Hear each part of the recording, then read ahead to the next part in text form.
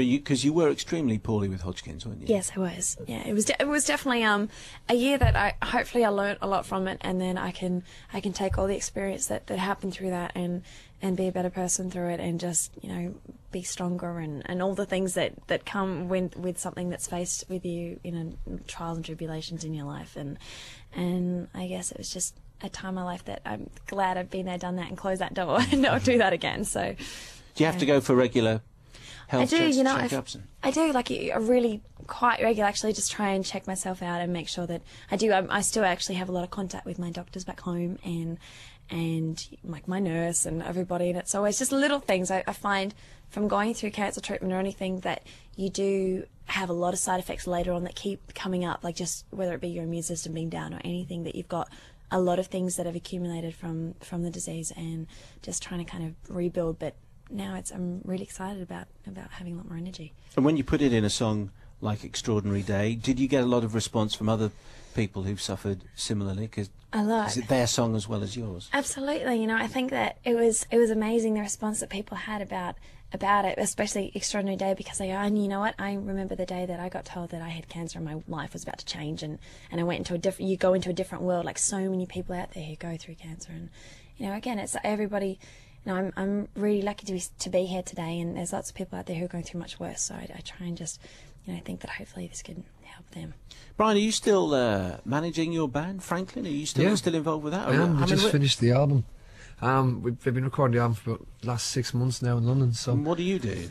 Well, they're recording the album. Yeah, just sit and wait for them to finish. Do you tell them what to do? Well, they're big boys, they're not gonna. They've been playing live for a long, long time, so I don't try and boss them, but I just try and, guide them as much as I can. You've always got good ideas, though. Yeah, I put in a lot of ideas, but at the moment, they're great songwriters and they're great musicians. They're incredible musicians. So I just kind of let them, when it comes to creating, I just let them do it themselves and get on with it. Because I think, they know what their sound is, they know what they're best at. So it's just waiting for the finished product now, and then that's where my job will kick in. Well, so the kind of things they ask you would be about the final sound of the record, or would it be more about organising tours and more about, well, at the moment, because it's recording, it's more about direction and taking their sound and making it a bit more unique, because the one problem that we had at the start of the band was that they had a great sound, but there was some songs were starting to sound a bit like other bands and stuff like that, so it was taking what they had and making it a bit more unique towards them. So for the future, is it a future that you're thinking of having together? Who? Sorry, me and Franklin? No. Sorry. I changed the subject subtly, and it was far too subtle. Yeah, actually, you and Franklin, are you all moving in together? Yes, we're 6 of us moving in together. No, you and Delta. Are we thinking about the future? Mm-hmm.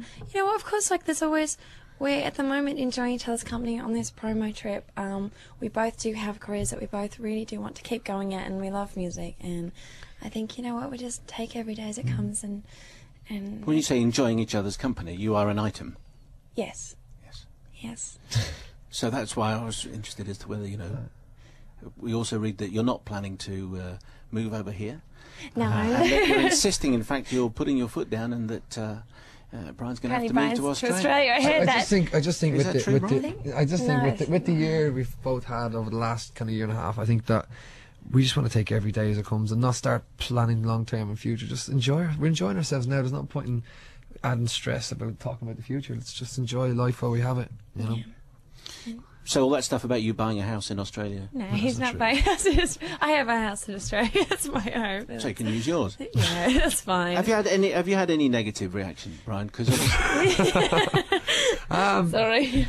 Because Kerry was obviously extremely upset. You've got a couple of kids as well. I mean, how have you handled that? You know what? It's one of them things that what really goes on is, first of all, it's actually nobody's business, and it should be between me and other people involved in my family and stuff, but it just seems to get out of hand in the media, and they just seem to take it over and make their own spin on it, and they just won't let it go. It's been a long time now since me and Kerry broke up, and everything's fine with me and Kerry, and we've both moved on and we're both happy at the moment, but they're still persistent on making her look unhappy, and just kind of dogging the both of us and making this war between the two of us that we're both saying things about each other when it's not true at all. It's just, we're just trying to get on with our life, and I just wish the media get on with it as well.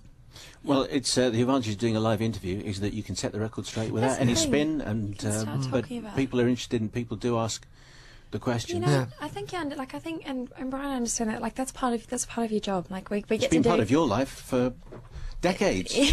Yeah, but you know, like, and that's the thing. It's like I completely understand that. That's like we get to do music, and it's a wonderful thing, and couldn't be happy to do my job and do music. But you know, and this side of it is something that you have to learn because you don't really choose to do. I mean, some people might, but you don't choose. You don't go, I'm doing this because I want to talk about myself and go into interviews and things. You don't. You do it because you go, I write about my life in my music. Therefore, it's understandable when people ask about it, and you say like Extraordinary Day. That was something very personal, but I've put it out there, and you go, so you understand when people are going to do it. Now, when it comes to relationships or anything, I guess you'd hope. I mean, I haven't been in this situation before. No one's been in this situation. It's been so it's been so much talk and so many stories that it's, you know, you'd be lying if you didn't say it wasn't hurtful. And it definitely, like, whether it be lies or stories or anything, and it definitely does get hurtful. You try and just remember what the truth is and just go, okay, we know what the truth is. Everyone around us knows what the truth is. So there's no need to keep going out there. But at the end of the day, we're musicians and trying to entertain people.